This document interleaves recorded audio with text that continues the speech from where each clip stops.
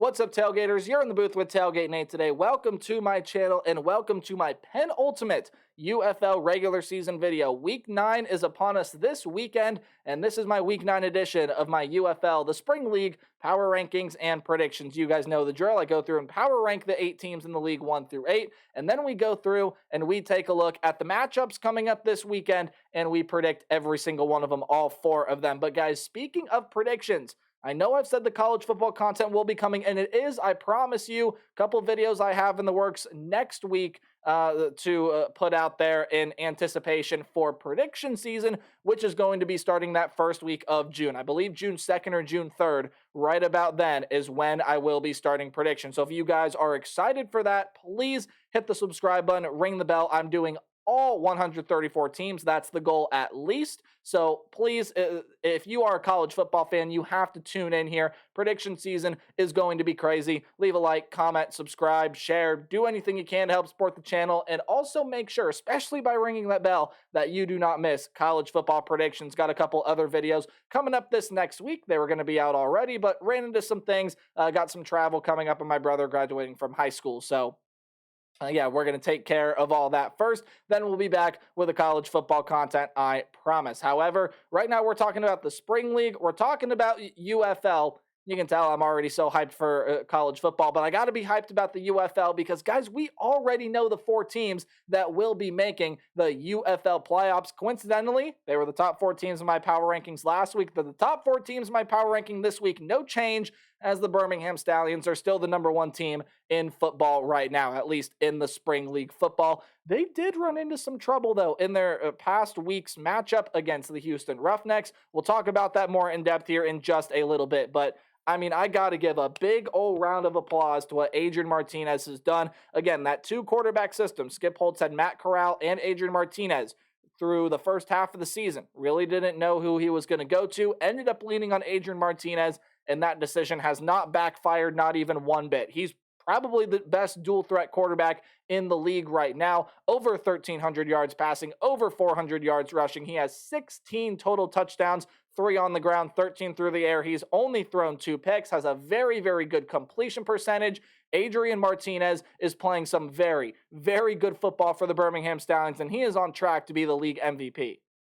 And the weapons that Adrian Martinez has around him, second to none in the UFL right now. Ricky Person, CJ Maribel. I know Maribel's been dealing with some things, but best 1-2 running back combo, you could argue, in the league right now. I know there are a couple other really, really good combos, especially a couple we're going to talk about over the next 2 spots. Deon Cain is proving to be a very reliable option, but the thing with the Stallions team, and you see the top 4 receivers here now, there were 10 targeted wide receivers, 10 targeted pass catchers in their previous game against Houston. 10. They share the wealth. There is not one tried and true guy, although if you had to pick one, it would probably end up being Deon Cain. But in terms of targets, there is not one true tried and true guy that can take over this wide receiver room. Again, if it had to be someone, it would probably end up being Deon Cain. But everyone on this team gets targets. Everyone gets receptions. Everyone is involved. It's what makes this team so hard to defend because you're not just preparing for 1 or 2 guys. Or this offense so tough to defend. You got to prepare for a bunch of different people. Now, the defense did struggle in their previous game against Houston. I think especially with the level of physicality that Houston was able to bring up front. And even you saw the Stallions offense struggle with the defensive physicality that Houston was able to bring. So line of scrimmage play, probably a thing that you want the Stallions to look. They can be a very physical team themselves. If they can match the physicality or overtake, because Houston, I would think, was the more physical team in that matchup. If the Stallions can overtake that physicality, there really isn't going to be anyone even close to beating them this year. Maybe possibly St. Louis, as you saw a couple of weeks ago. But a very interesting matchup against San Antonio coming up this week. And we'll talk about some other things the Stallions can improve of in my prediction because it is one of the keys to the game that I have. But the Stallions, by far and away, look like the best team. Heck, they're the only undefeated team left. They've beat everyone on their schedule, and a lot of these teams handedly. You had a close one against DC, close one against St. Louis. But, I mean, really, other than that, this is the team that has dominated their schedule top to bottom. And the Stallions, no doubters at the number one position here in the UFL power rankings. To me, St. Louis is a no doubter at number two. They went they are 6-2, and last week had a 26-21 win over the DC Defenders. No AJ, no problem, right?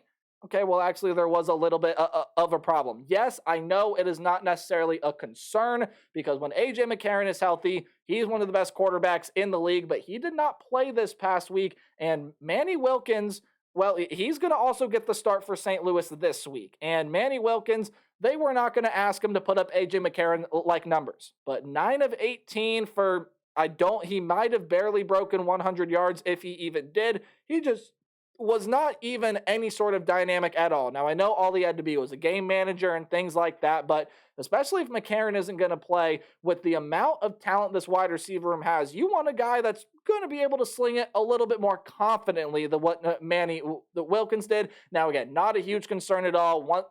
St. Louis has clinched a playoff berth. Once AJ McCarron gets back, this is an offense that's going to be rearing and ready to go. Wayne Gallman has gotten back into performing for this running back room as well. He had 2 touchdowns this past week, even though his stats aren't on screen. He's really started to come along as a good short distance down back, and Jacob Sailors has sort of taken over that main role, and he's been really, really good. You see his stats on screen now, and the stacked wide receiver room, as I talked about a little bit ago. But when you talk about the rest of this team, I mean, I'd say when you talk about the other side of the ball, defensively, Willie Harvey is one of the best linebackers in the game right now. Mike Rose, again, has been battling some injuries, but he's playing out of his mind. He's playing really, really well. This is the secondary that is looking really, really good. Has one of the leading tacklers in the UFL and one of the best free safeties in Quinterio Cole. 4 pass breakups, 2 picks. And the defense came up huge against DC. Forced a couple turnovers, forced a couple turnover on downs. It was the offense that lacked that sort of pop, right? Which, let's be honest, you would expect if AJ McCarron is not back there slinging the ball. So again, not a huge concern for St. Louis moving forward, but a couple interesting matchups here against Arlington and San Antonio. They're definitely going to want to be playing for home field advantage because they have the best home field advantage in the UFL. They want to be playing for that. They want to get that home field advantage. These next 2 games are paramount in order to get to that. Let's move forward and talk about the number 3 team, which, again, happens to be the Michigan Panthers. I know Panthers fans. I have talked about it every week. Every single week, I talk about the quarterback situation with this team. Well, we thought it was going to end up being E.J. Perry. Didn't really end up being him. We thought it was going to be Danny Etling. Didn't end up being him either. So now you have 2 completely new quarterbacks in the picture for Michigan. I think I talked a little bit about this last week, even though their stats weren't on screen. Bryce Perkins and Brian Lewerke are those 2 quarterbacks. You see by far that Bryce Perkins' numbers have been the more effective. By looking at the numbers on screen, Bryce Perkins has been the more effective player. He's been the better quarterback. Neither of them have really stood out quite yet above the other. Now, obviously, I would put Perkins above Lewerke based on what he's done, and the stats obviously don't lie here, but they have to be able to find a quarterback come playoff time. With clinching a berth in the USFL conference, you're going to have to play Birmingham, and you cannot rely solely on this run game to beat Birmingham. Birmingham is tops in the league in pretty much every category. The one thing that they are not necessarily the top dog in is their pass defense. Now, they're still top 3. They're still pretty darn good, but it definitely is the weak point of that defense. You need a quarterback to be able to take advantage of a weaker secondary than what else would be prevalent with Birmingham, and you even have to play them twice. You get a little playoff preview when you go on the road to play Birmingham June 1st. It's imperative you find a quarterback that's going to be able to hit a guy like Marcus Sims on a consistent basis down the field. Mariner, Quinn, Hikutini, you even talk about Nakua, whose stats are not on screen, but he's really stepped up as a pass catcher as of late. So all of those guys and more, they need a quarterback that's going to be able to hit them. Bryce Perkins might not be the full-time answer, but he's, I think, the best thing that Michigan has right now. Now, maybe if Perry or Etling comes back healthy, then sure, they're probably going to end up being better options there as well. With the quarterback situation, that is my entire thought process on it. While the run game has been fantastic, and Colburn and West Hills, again, much like with the Birmingham backfield, you could argue are the best 1-2 running back combo in the league, in which they would actually have my vote for Colburn and Hills, but they carry this offense. The quarterback position needs to step up, and it needs to find a solution fast, because you get a playoff preview against Birmingham. Even though you've only clinched a spot, it's going to take that game to, they're going to want to be competitive and win, but you have to be able to learn from that game and adjust, and finding a quarterback entering that final matchup of the regular season, I think, is step number one. That has to happen. It has to be done. And we'll see if the Michigan Panthers can do it moving forward. Other than that, I think the defensive backs need a little bit more production. But other than that, the defense is physical. It's really, really good. And I think will propel Michigan to have some really good performances and even be competitive against Birmingham if, again, that offense can find the quarterback position down pat.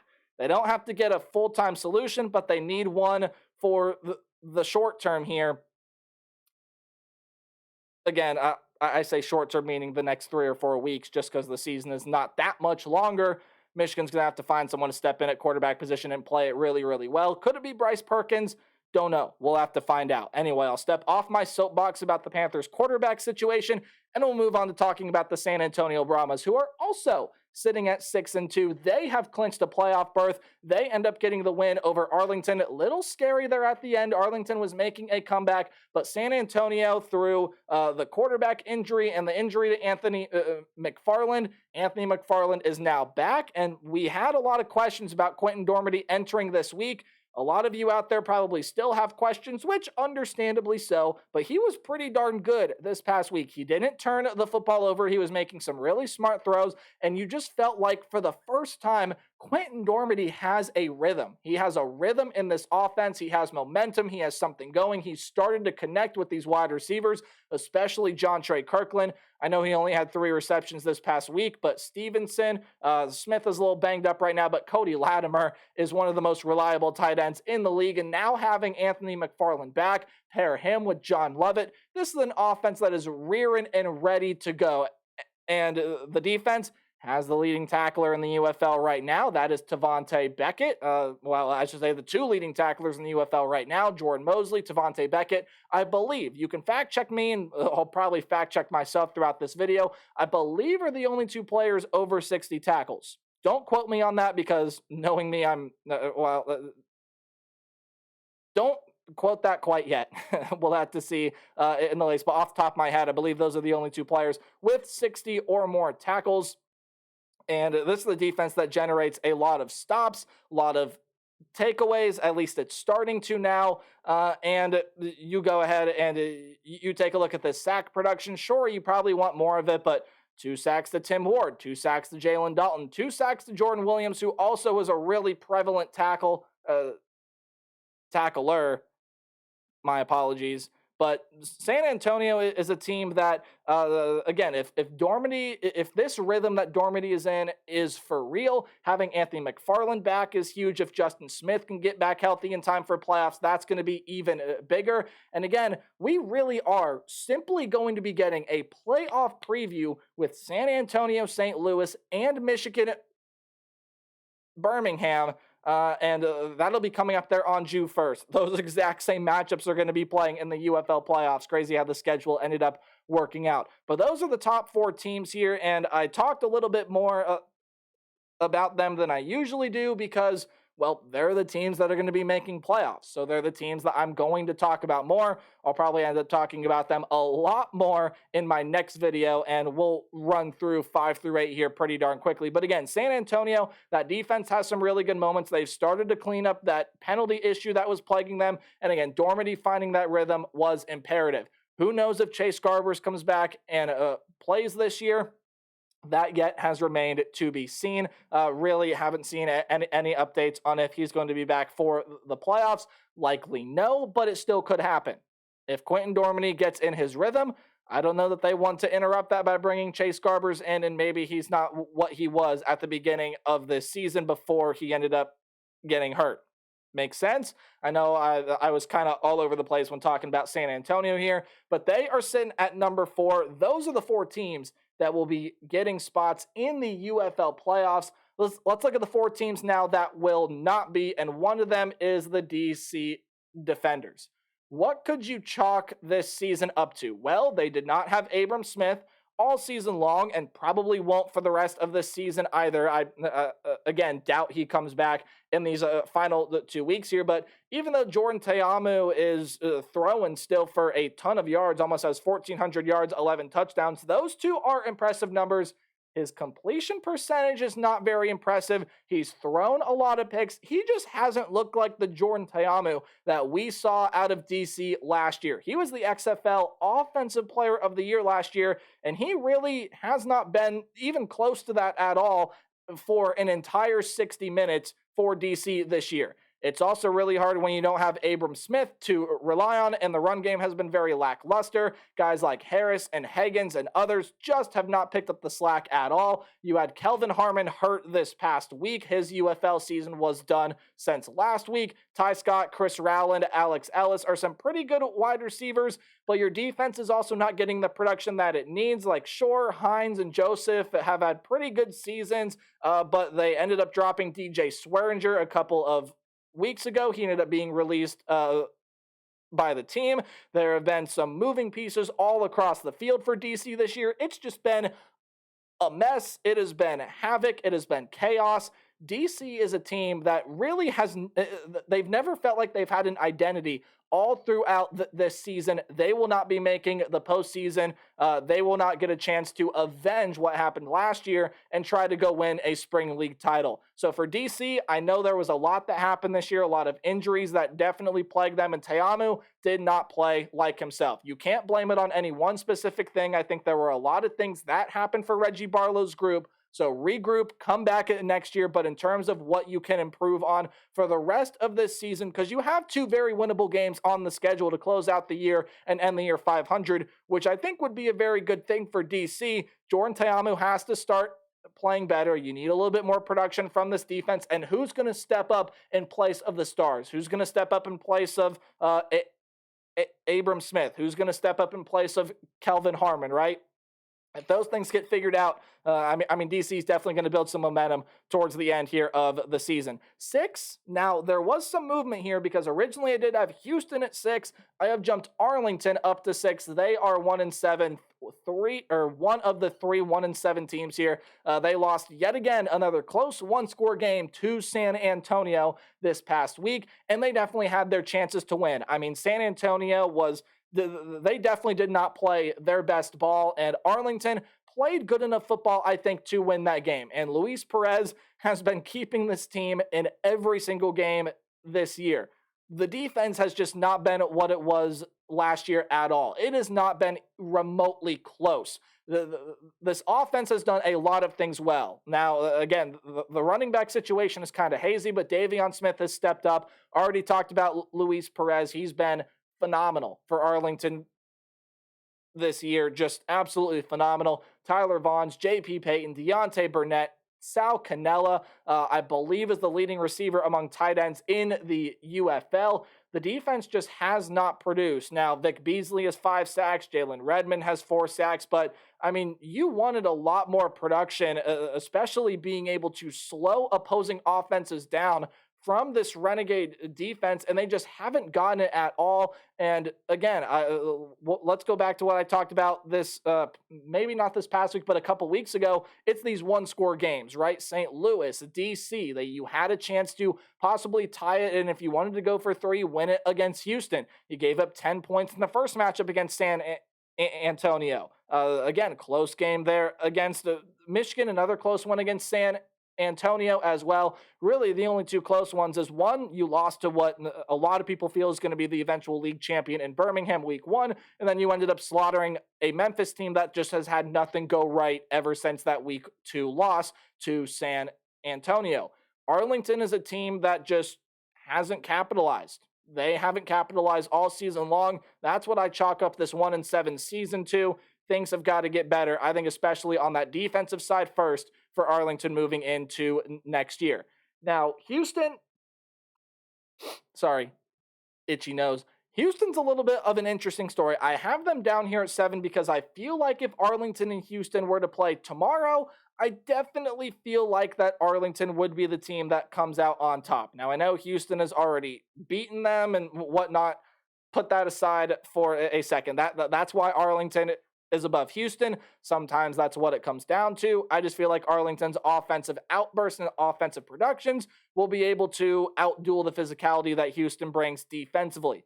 Now, again, this team is very physical, and they have come close in a couple really big games here. They could have pulled off an upset against San Antonio. They couldn't. They could have pulled off an upset against Birmingham. They couldn't. And I mean, they really lost those two games in very different ways. They absolutely could have pulled off a win against DC in week 2, but didn't. And I chalk it up to just a lack of offensive production. Now, Mark Thompson coming back has definitely given a boost to this offense. I think Reed Sinnett has done a better job than what most people are going to give him credit for at the quarterback position. Nolan Henderson has come in and taken some snaps there as of late, and I thought he's been a pretty good quarterback here. But with Houston, I feel like it's a scenario where their record doesn't tell the whole story.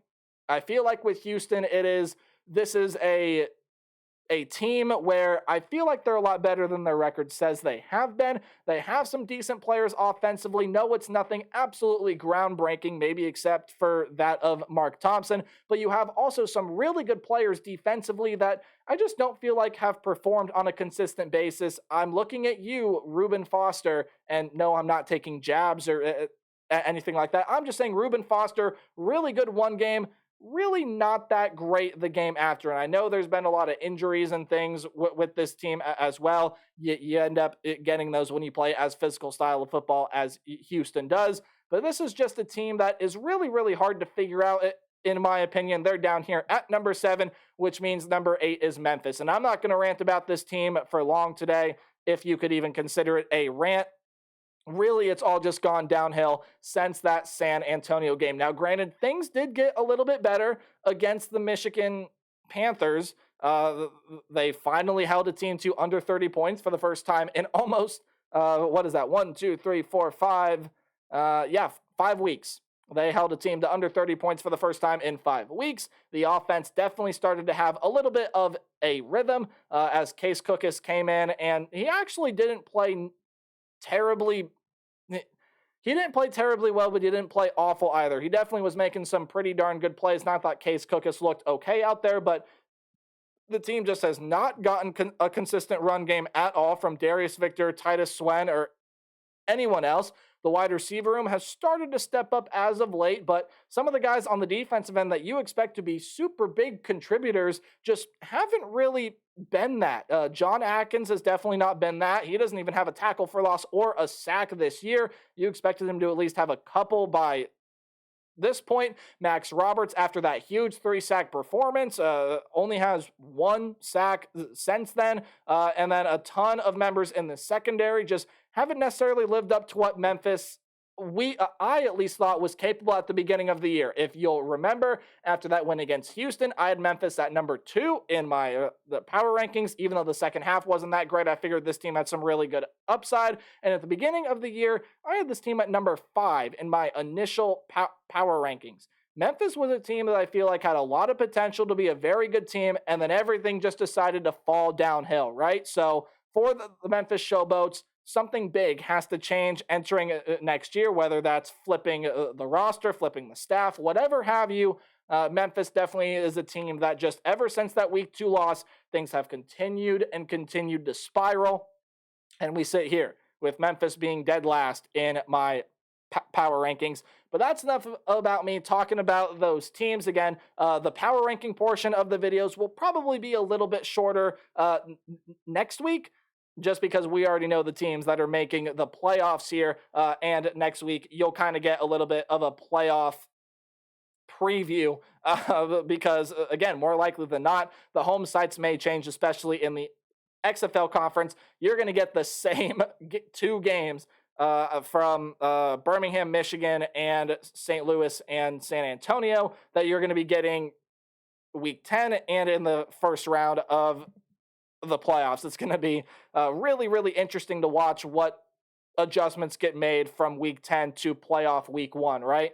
But let's talk about games that are being played this weekend, and we're going to start right here with this one. In Arlington, Texas, the Arlington Renegades are going to be playing the St. Louis Battlehawks. So we'll run through predictions pretty darn quickly today. All lines and odds, by the way, are as of recording this video. They are subject to change as always. This one, a noon Eastern time game on ABC, going to be played again, as I said, in Arlington, Texas. What can the Battlehawks do to make sure that they have home field advantage? Well, number one, San Antonio has a pretty difficult game coming up there. I don't know if you were paying attention to San Antonio or Birmingham's schedule, but they do have to play each other. I guess I just kind of spoiled it there, right? San Antonio has to play Birmingham, right? Which definitely helps St. Louis in the quest to get home field, but you also got to make sure you win that game in week 10. Anyway, that's a conversation for next week. What can they do to win this road game here against Arlington? Well, one, I talked about it a little bit ago. The pass game has to show more life without AJ. Manny Wilkins is going to be the starter, although I have read that AJ McCarron is going to be available to back this game up, right? He is going to be available as the team's backup, and well, the pass game just needs more life. This is an Arlington offense that is a lot more explosive, probably one of the more explosive offenses besides St. Louis or Birmingham in the league. And, well, the defense can only do so much here, right? We know St. Louis has a really, really good defense. They're going to need to pressure the backfield, get Luis Perez down, and all sorts of things, right? But without AJ McCarron starting, Manny Wilkins has got to provide a little bit more life into this pass game. At least that's my feel, as the run game has started to perform really, really well. And again, if the pass game is not there and you're going to try to rely on the run game a little bit more, well, the defense is going to have to force some more turnovers. They did that this past week against DC. They've shown us that they can do it. They probably are going to have to do it here against Arlington if they want to win this game on the road. This is a very close game in week 2, I do believe it was, between the Renegades and Battlehawks. Again, Renegades missed a potential game-winning field goal, and the Battlehawks drive down the field and kick it themselves to win at home. First home game for St. Louis this year in front of, I believe, 40,000, which is quite a number there. But for the Renegades, I mean, just keep letting this offense roll and slice up the opposing defense. Going to be a hard ask to do against St. Louis. Again, they are one of the better defenses in the league. They have improved week in and week out in a lot of different categories, but this is the Renegades offense that can sling it. Perez is still really good, and as long as Luis Perez is that quarterback for Arlington, this is the Renegades team that has a shot to win the game. However, the secondary, it's going to have its best performance probably yet, because this is a Battlehawk team that they did not shut down that well in week 2, and even though A.J. McCarron's not slinging the ball, it doesn't matter who's playing quarterback. You can't deny the talent that is out there at wide receiver for St. Louis. But is heartbreak going to strike again? Sorry to say, Renegades fans, I think so. The line is 3 here, and I'll take St. Louis on the points, 33-29. I do think Arlington's going to keep this game very competitive, and they may have a lead at points here throughout this game. But as the score would tell you, Arlington might be up by a field goal, might be up by 3 points, might be up by 2, whatever have you. I think St. Louis is going to take this game in the end. I just think that Arlington's defense has not shown us enough this year. The offense will keep the Renegades competitive, but especially if Manny Wilkins is not the guy. St. Louis is playing for a home field advantage, which, especially in the Battlehawks case, is extremely important. You got to be able to come out there, put on a show, win this game. I think they do. 33-29 is my prediction for the Battlehawks and Renegades. We'll move on to the game that I alluded to just a little bit ago. The Stallions and Brahmas play. The Stallions probably have already locked up. I don't know the exact logistics and everything, but I do believe that they have locked up home field advantage, and if not, they have a chance to do it this week. Meanwhile, for the San Antonio Brahmas, well, it is definitely a case to where they also are going to be fighting for a home field advantage, but very much so, much like anyone when you play the Birmingham Stallions, your back is going to be up against the wall. Why?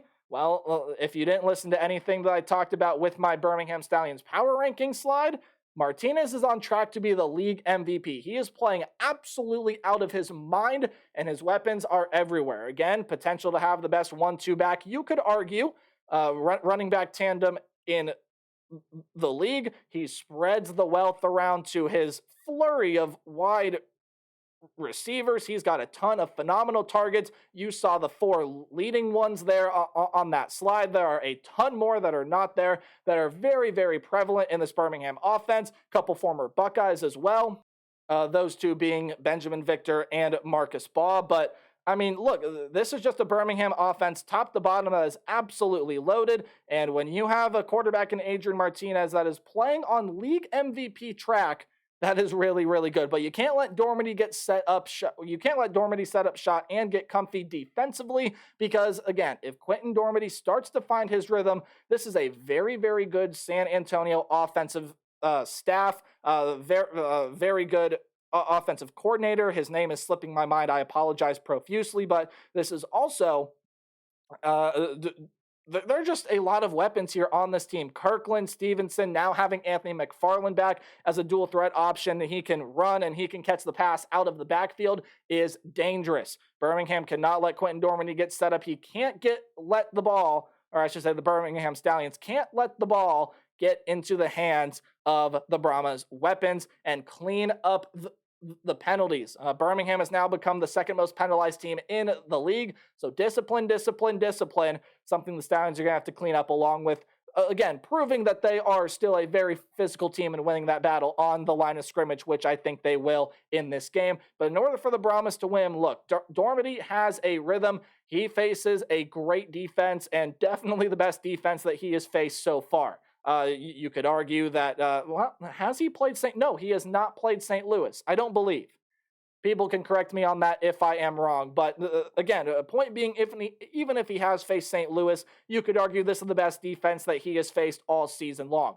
A great test for him. He has started to find his rhythm. He is starting to connect well with these wide receivers. He's really starting to gel in this offensive system. It's time to show out, and it's time to get the ball to these weapons. It's time to rack up those yards after catch, and it's time to take some downfield shots. And it's time to see if Quentin Dormady, if last week was the quarterback that he is going to be for San Antonio into the postseason, or if last week, well, maybe he was just feeling really, really good and he'll regress back this week. Watch the play of Quentin Dormady. It'll be important for the Brahmas, win or lose, as they enter the playoff field. You have to perform on the money downs, though, and I'm talking third down, and especially in the UFL, we know how important fourth down can be. You have to perform. They were not great this past week, offensively or defensively, and they really statistically haven't been all season long anyway,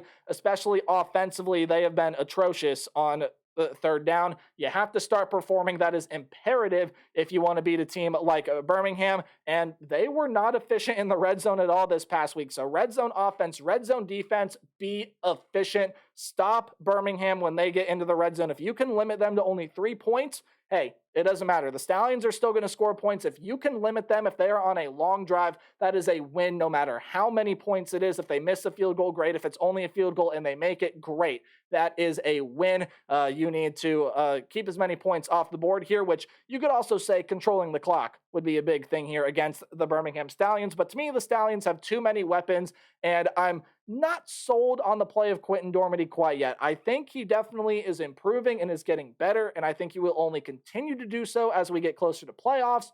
But I don't think that the Brahmas are going to have what they need to beat the Birmingham Stallions. I think the Stallions are uber talented. Martinez is red hot. And I think this defense has a little bit of something to prove from this past week. Stallions come out there and blitz the Brahmas 34-23.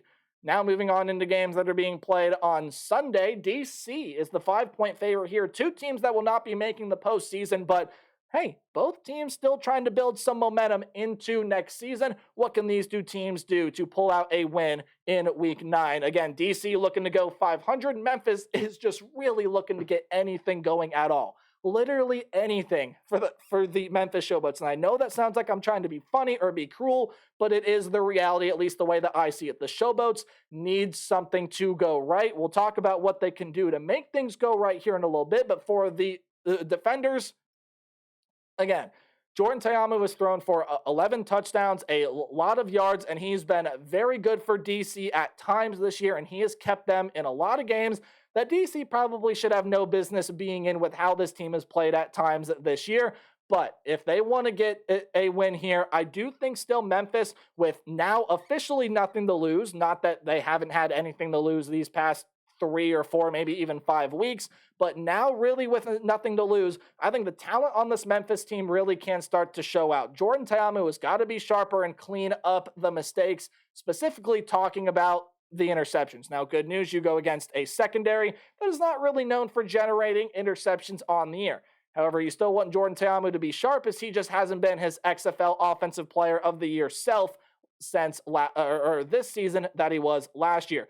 Tighter coverage, though, I think will go a long way. St. Louis did not get a lot of yards in that previous game that they played against DC just this past week. I believe only 250 yards or something like that, but 97 of those yards came after their receivers had already made the catch. This is a very underrated wide receiver room in Memphis, and Case Cookus is a pretty darn good quarterback. Tighter coverage, close the gap between you and your opposing player on the other side. If you're the defender's defense, I think that's going to go a long, long way. How much motivation is there left, though? Because it just feels like the air is out of the tank for DC. This team has not had an identity all year long. They've been without their star running back all year. Now they're without their star wide receiver. Jordan Ta'amu isn't playing like himself. What can happen for DC? Interesting to watch, right? The Showboats attack the right side with the run. St. Louis was able to rip off 2 40-yard runs off the right side that past week. Again, you're going to need Darius Victor to show up, which, again, cannot necessarily be counted on. At least that's what the numbers show. Case Cookus and company are going to have their moments. They always do. The run needs to be imperative here. You especially got to attack the right side of that defensive line. Also pretty much the side where Derek Roberson does not set up. So there you go. But the most important here, I think, for the Showboats is to control the tempo. Jordan Ta'amu has struggled this year, yes, but he's still a really good quarterback, and he definitely has the potential to be a game wrecker. Keep the ball out of his hands and away from some of these dangerous DC playmakers. But is anything going to work for the Memphis Showboats? Is anything going to work at all? Sadly, for the Showboat fans out there, I still do not think so. I have DC winning this game here 23-17. I don't think DC scores that many points. I think Memphis's defense shows up a little bit better than they have in some previous weeks, and they're going to be able to slow DC down at times. I do think Ta'amu will still make a couple mistakes here, but DC, just by watching these two teams, is far and away the more talented team. They should win this one here 23-17. Let's talk about the final matchup this week and a team that will be making the postseason. It's the Michigan Panthers going on the road to take on the Houston Roughnecks for what will be the second and final time in 2024. The run game shouldn't dominate as much here, right? I mean, this is a very, very stout Houston defensive front. They're physical. They create pushback. They generate tackles for loss. So the run game shouldn't be as dominant, right? Well, every single time that I've said that about Michigan, into where, you're going to have to find a pass game here. The run game isn't going to work as well as it has in previous meetings or whatever.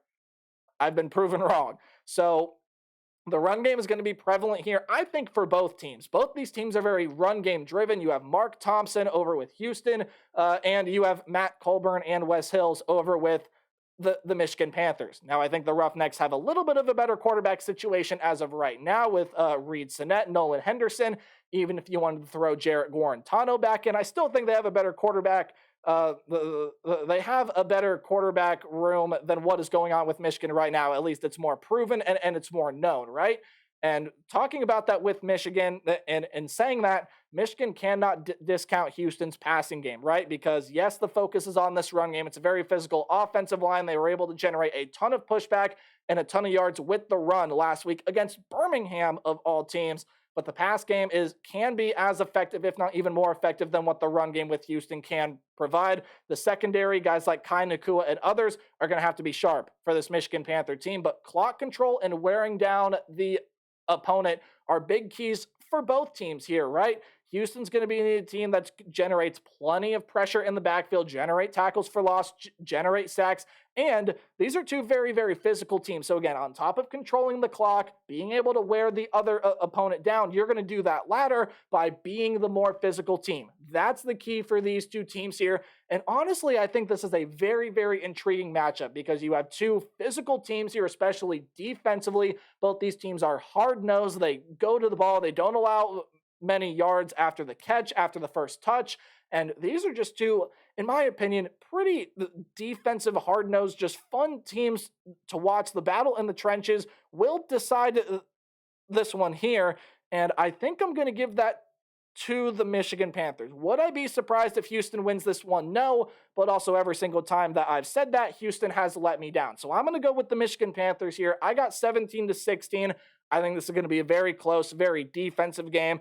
Just not a lot of production coming from either quarterback, although probably a little bit more from Houston. At least that's what the stats would show in this one. Who knows? Maybe the Panthers end up finding their quarterback situation. They end up getting it figured out here. As I have the Panthers winning this one against Houston, 17-16. Very physical, hard-nosed. I think this is going to be a fun defensive game to watch. If you like defense, tune into this one. I think you're going to get to see a ton of big hits, maybe some turnovers forced as well. But guys, that's it. My penultimate UFL video is done. Again, stay tuned. Next week, we're going to start talking about college football. I'm excited. As college football prediction season right around the corner, we got one more week of the UFL regular season, little mini playoff preview next week, and then we will finally dive on into the playoff matchups where I will predict who I think will be going to the UFL championship game. Until next video, remember to play hard, but tailgate harder. I'll see all you guys in the next video, and I'll see you guys, I guess, spoiler alert, the next video will be this upcoming Monday. We'll talk about some news going on in college football. Goodbye.